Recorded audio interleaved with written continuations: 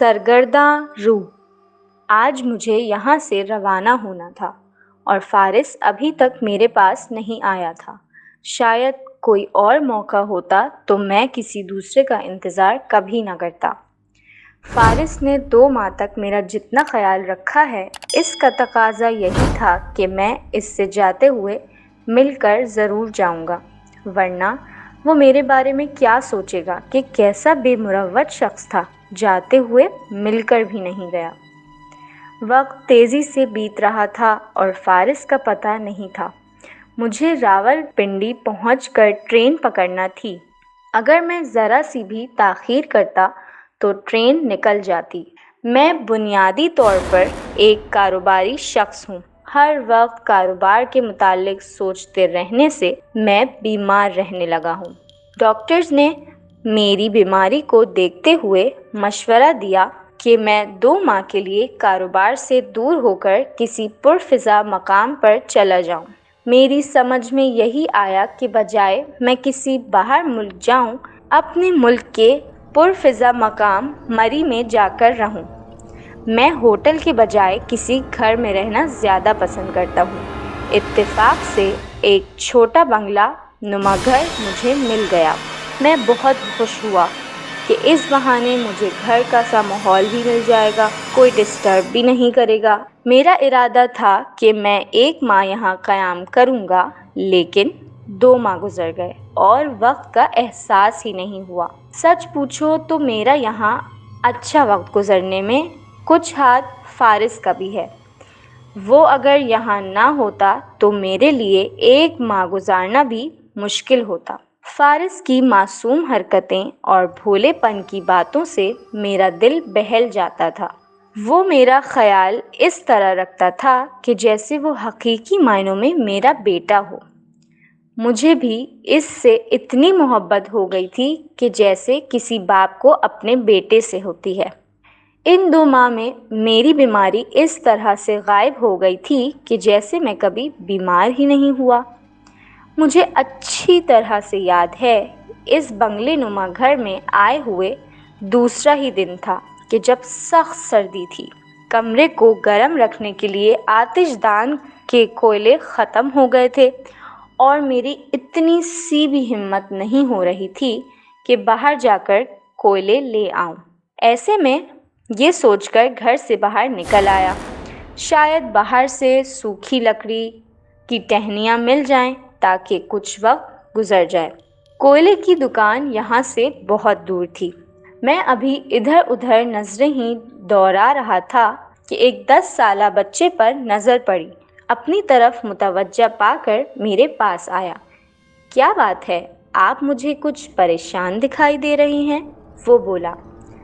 ہاں بیٹا، میرے آتش دان کے کوئلے ختم ہو گئے ہیں اور مجھے اس وقت سخت سردی لگ رہی ہے، میں نے کہا۔ بس اتنی سی بات، میں ابھی آپ کے لیے کوئلے لا دیتا ہوں، اس نے کہا۔ یہ لو پیسے، ذرا جلدی کوئلے لے آؤ۔ میں نے کچھ رقم اس کی طرف بڑھائی۔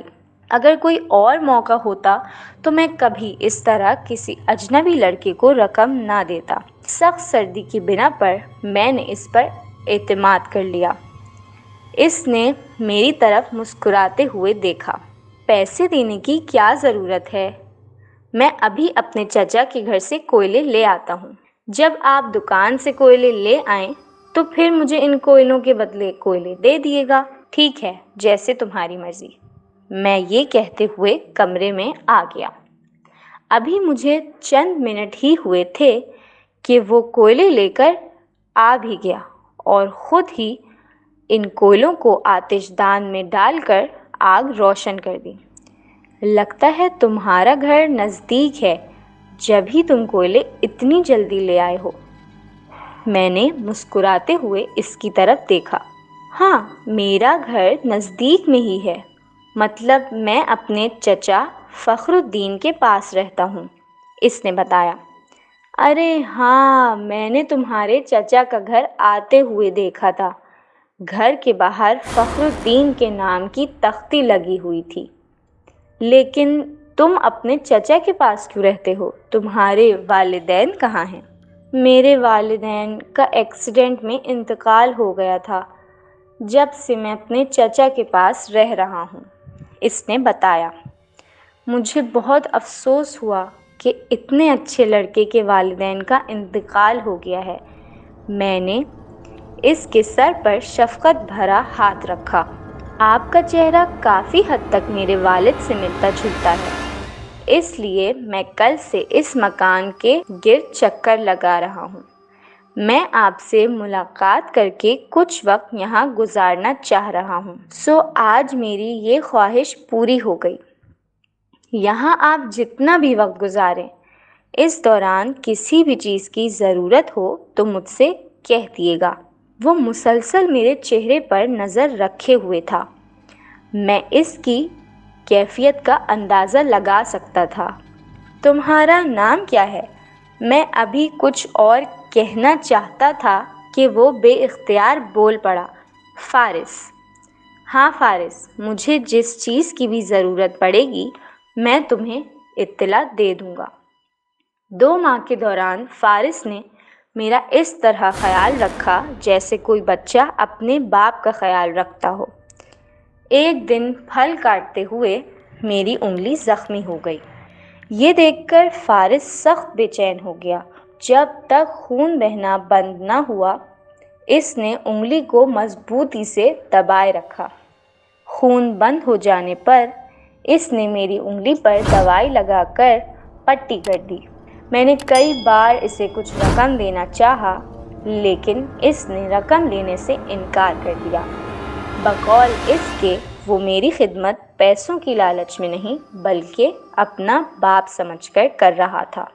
میں نے کل اسے سختی سے تاکید کی کہ صبح جلدی آ جائے، کیونکہ وہ اگر دیر سے آیا تو پھر ہماری ملاقات نہیں ہو سکے گی۔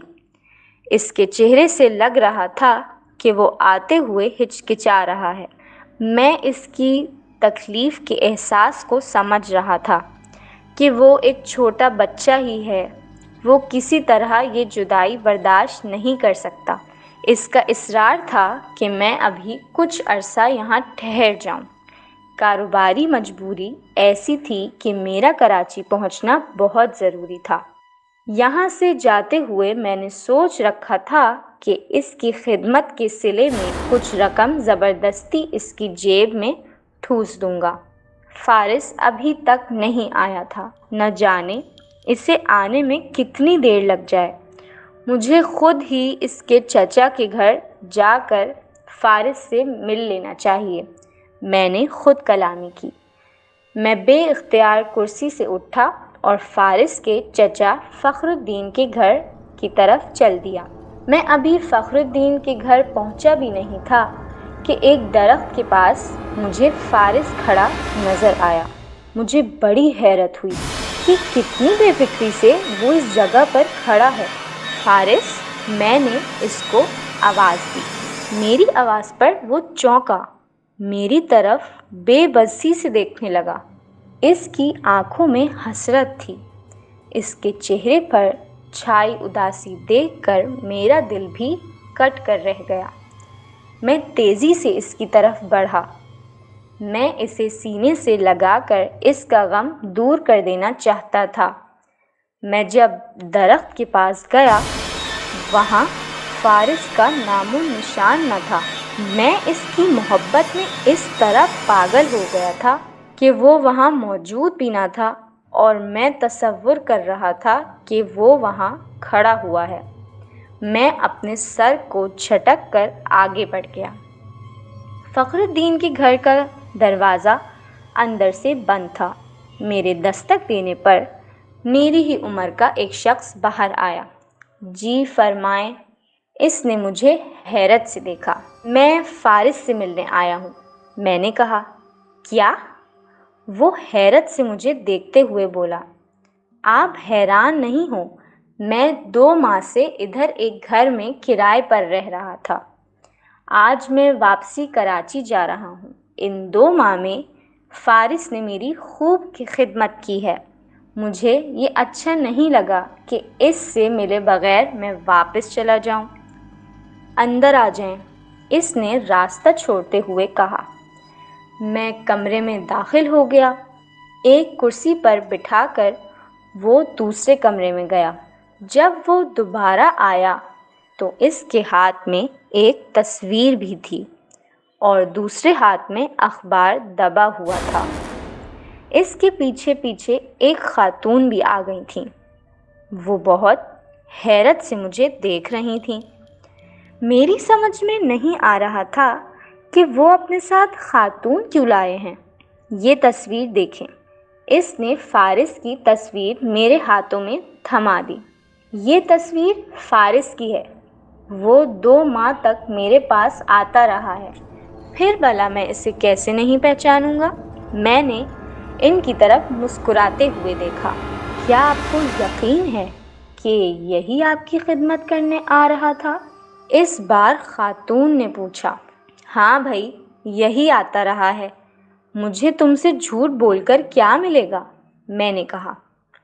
ہم آپ کو جھوٹا نہیں کہہ رہے بلکہ اپنا شک دور کرنا چاہتے ہیں، فخر الدین نے کہا۔ کیا شک؟ میں نے حیرانی سے ان دونوں کی طرف دیکھا۔ فارس کو اپنے ابو انعام الہی سے بہت دلی لگاؤ تھا۔ جب انعام اور اس کی بیوی زینب کا ایکسیڈنٹ میں انتقال ہو گیا تھا تو کئی دن تک فارس کو اپنا ہوش نہیں رہتا تھا۔ سوتے جاگتے اپنے ابو کو پکارتا رہتا تھا۔ جب اس کے حواس درست ہوئے، ہم نے اسے سمجھایا کہ اس کے والد کا انتقال ہو چکا ہے۔ ہمارے سمجھانے پر وہ سمجھ گیا تھا، لیکن پھر بھی کبھی کبھار اس کو یہ دورہ پڑتا تھا کہ اس کے ابو زندہ ہیں اور کسی پہاڑ پر اس کا انتظار کر رہے ہیں۔ یہ کہتے ہوئے وہ پہاڑوں پر چڑھ جاتا اور پھر جب اس کے ابو نہ ملتے تو واپس لوٹ آتا۔ 2 سال پہلے بھی اس پر ایسا ہی دورہ پڑا اور وہ ایک پہاڑ پر چڑھتا چلا گیا۔ وہاں موجود لوگوں نے اسے بہت روکا کہ وہ اس پہاڑ پر نہ چڑھے، مگر اس نے کسی کی نہ سنی اور پھر اس کا پاؤں اچانک پھسلا۔ وہ نیچے گرتا ہوا آیا اور ایک پتھر سے اس کا سر زور سے ٹکرایا اور پھر انتقال کر گیا، فخر الدین نے بتایا۔ کیا؟ اس وقت حیرت سے میں چونکا۔ میری سمجھ میں نہیں آ رہا تھا کہ وہ کیا کہہ رہے ہیں۔ اگر وہ مر گیا تو پھر میرے پاس وہ کیسے آتا رہا ہے؟ میری اس نے خدمت کس طرح کی؟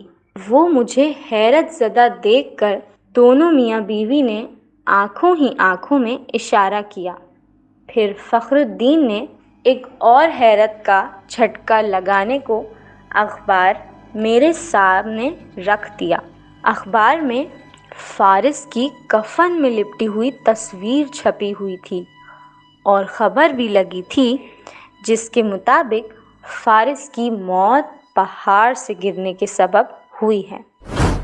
میں راولپنڈی جانے والی ٹرین میں بیٹھا فارس کے بارے میں ہی سوچ رہا تھا کہ وہ سب کیا تھا۔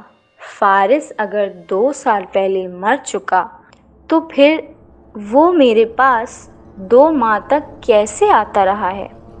کیا فارس کی بے چین اور سرگرداں روح اب بھی اپنے باپ سے ملنے کو مری میں گھومتی پھرتی ہے؟